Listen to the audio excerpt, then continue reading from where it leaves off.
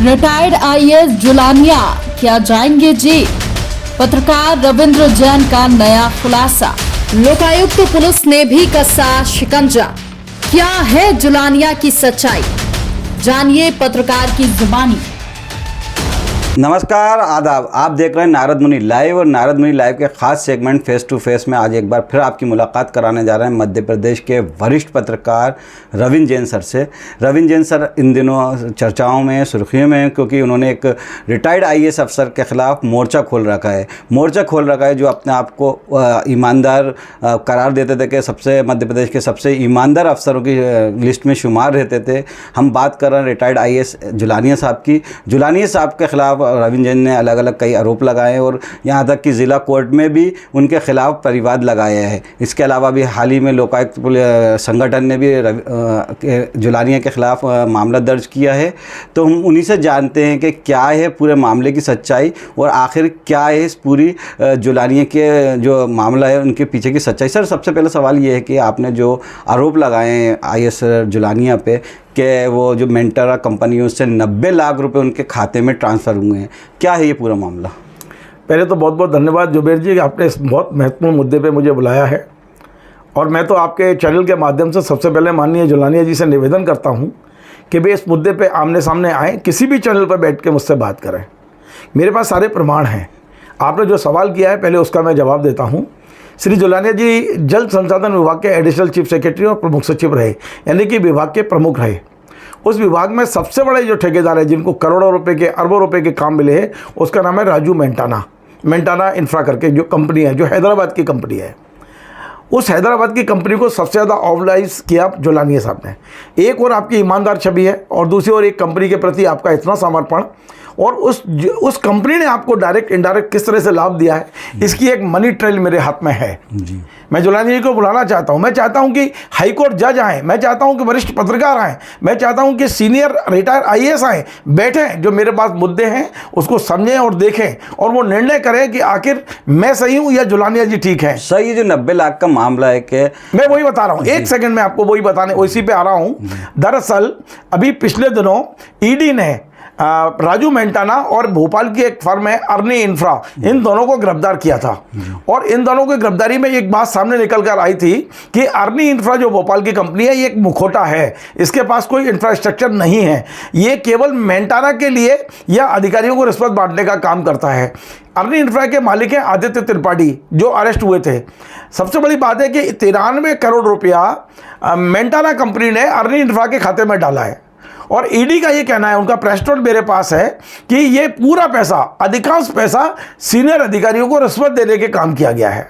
अब इसी क्रम में एक नई चीज़ जो मेरे पास निकल कर आई है वो ये आई है कि अर्नी इंफ्रा के खाते से 99,50,000 रुपये निकले, जो पहले आदित्य के खाते में गए, फिर उनके पिता श्याम त्रिपाठी के खाते में गए, उसके बाद उनकी माता पिता उषा त्रिपाठी और श्याम त्रिपाठी के खाते में गए, और 5 खातों में घूमकर ये पूरी की पूरी राशि राधेश्याम जुलानिया जी के अकाउंट में पहुंची है।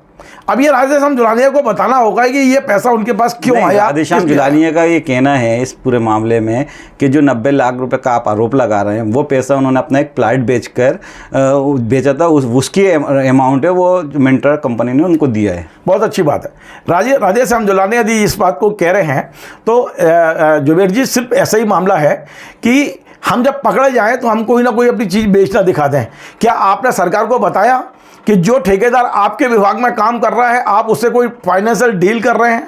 इसकी सूचना नहीं देना चाहिए। एक प्रमुख सचिव स्तर का अधिकारी क्या इतनी बड़ी गलती कर सकता है कि एक ठेकेदार के अकाउंट से पैसा ले ले और बाद में अपना प्लॉट उसके किसी रिश्तेदार को?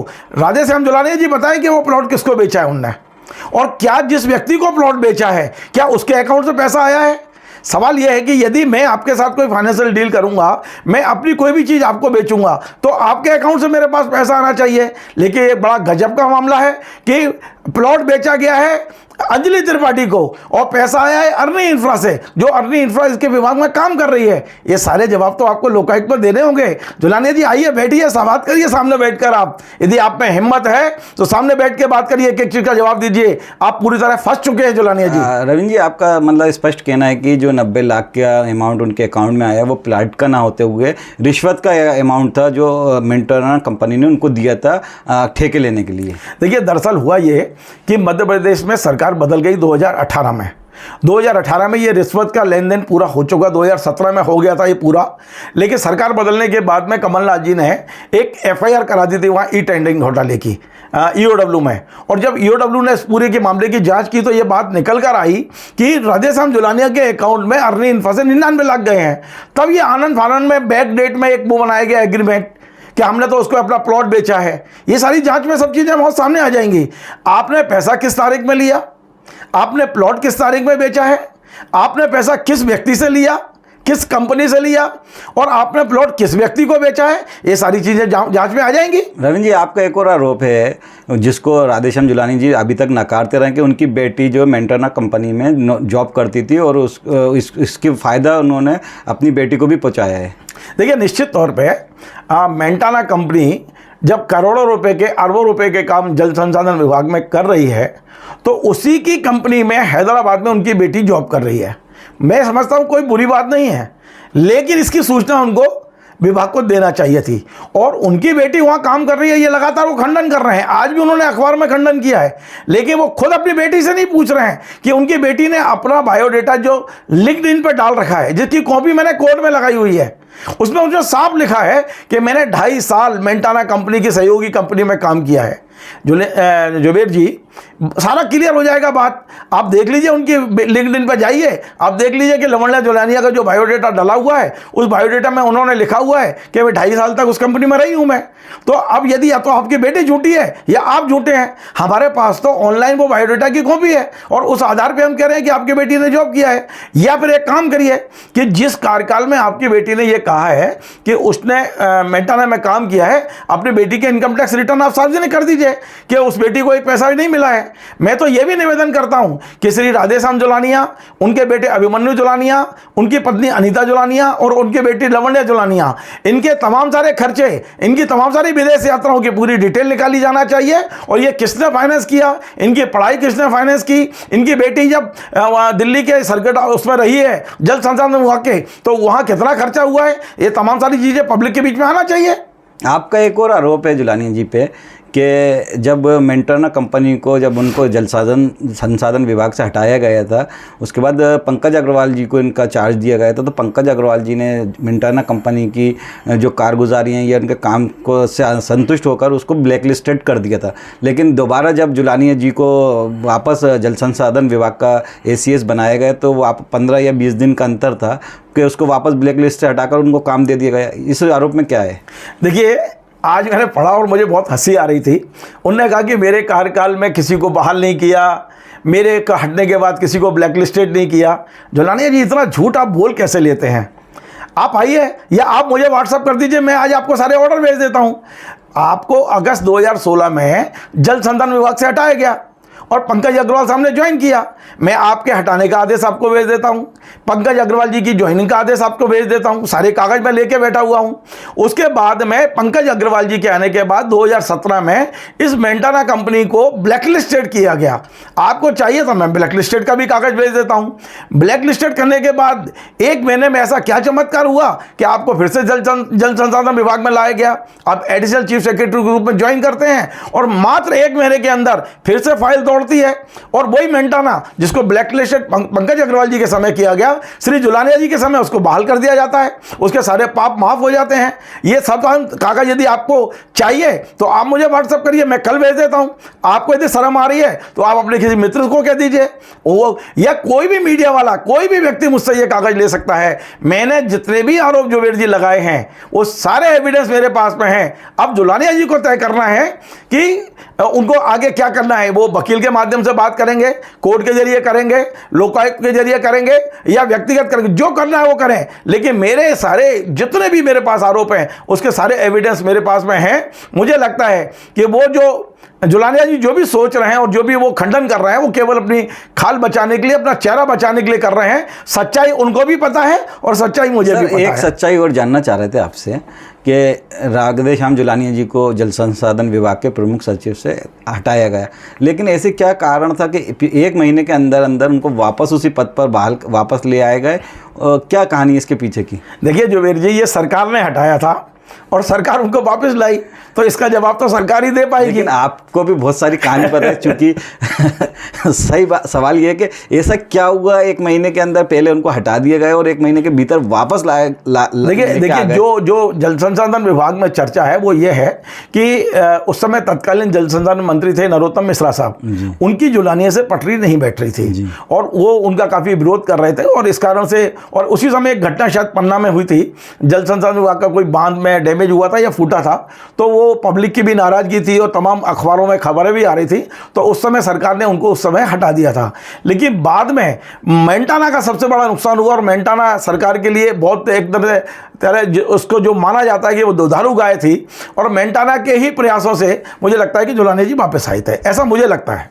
अब चूंकि आप जो उनके खिलाफ जांच, लोकायुक्त संगठन ने भी उनको संज्ञान में ले लिया और उनके खिलाफ जांच शुरू कर दी है, तो ये जो जांच शुरू करी राधेश्याम जुलानिया जी की नेमीचंद जैन जी के आवेदन पर, तो अब क्या आगे क्या रहेगा इस पूरे राधेश्याम जुलानिया जी का?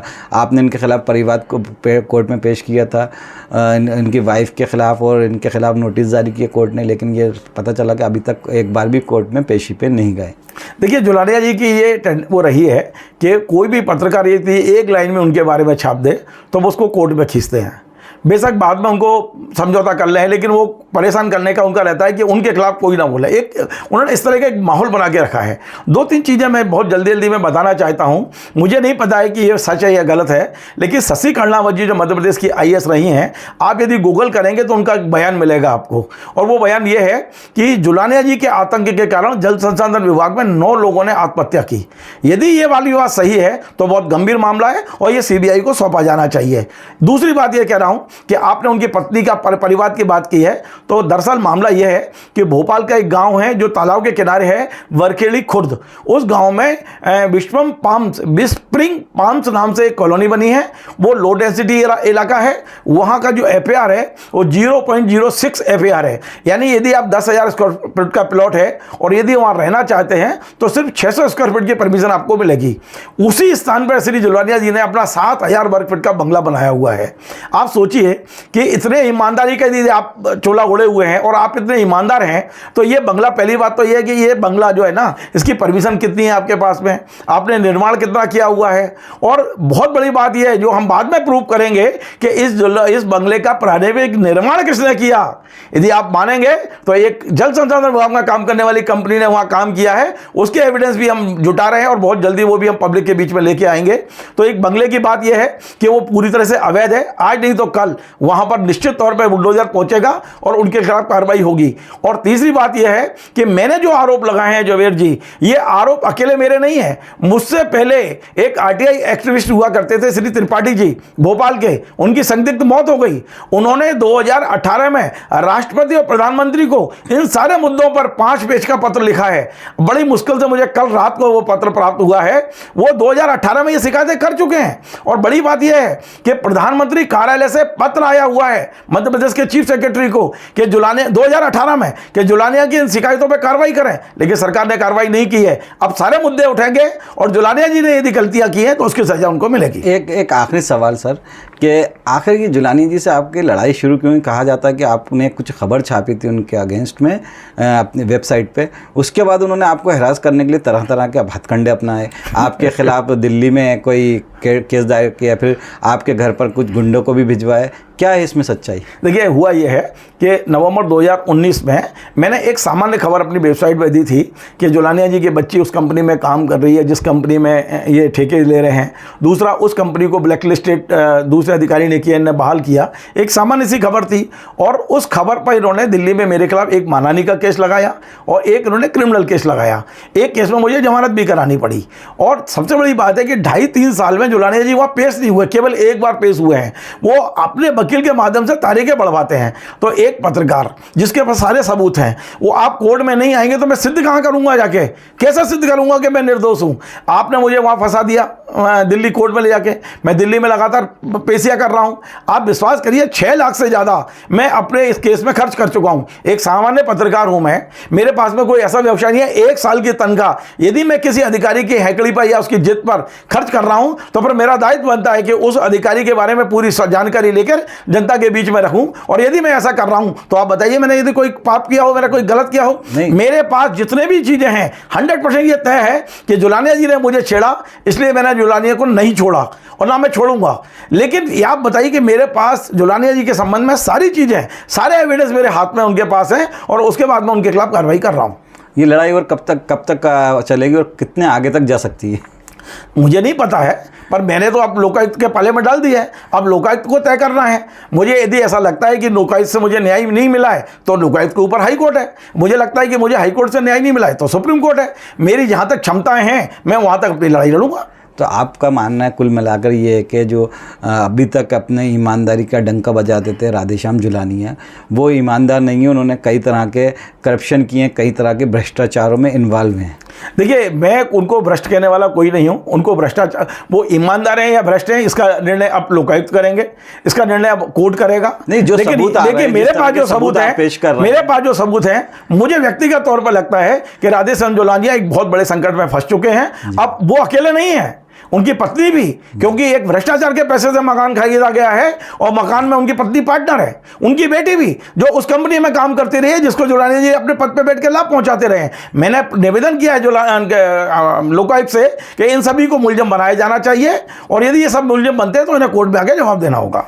तो दोस्तों, ये थे हमारे साथ मध्य प्रदेश के वरिष्ठ पत्रकार रविंद्र जैन जी, जिन्होंने रिटायर्ड IAS राधेश्याम जुलानिया के खिलाफ मोर्चा खोल रखा है और हर दिन आए दिन लगातार उनके खिलाफ जो उनके पर ईमानदारी का नकाब चढ़ा हुआ था उसको उतारने की कोशिश कर रहे हैं। ये लड़ाई कहाँ तक जाएगी और सरकार क्यों आखिर राधेश्याम जुलानिया पे कार्रवाई क्यों नहीं कर रही? कोर्ट से में जब इनके जो बंगला है उसके अवैध निर्माण की बात करें तो उसको भी अब तक नहीं तोड़ा गया है। बहरहाल ये लड़ाई आगे कितनी आगे जाती है और ऐसे भ्रष्ट अधिकारियों पर सरकार क्यों मौन साधे हुए और क्यों कार्रवाई नहीं करी, ये सबसे बड़ा प्रश्न है। इसका जवाब आपको देना है। आपको ये हमारा कार्यक्रम कैसा लगा अपनी राय कमेंट करके ज़रूर बताएं और आपको ये खबर कैसी लगी ये भी हमें बताएं ताकि हम इस तरह की खबरें आप तक ला सकें। आप हमारे साथ जुड़े रविंद्र जी, आपका बहुत बहुत धन्यवाद। धन्यवाद। नमस्कार, जय हिंद।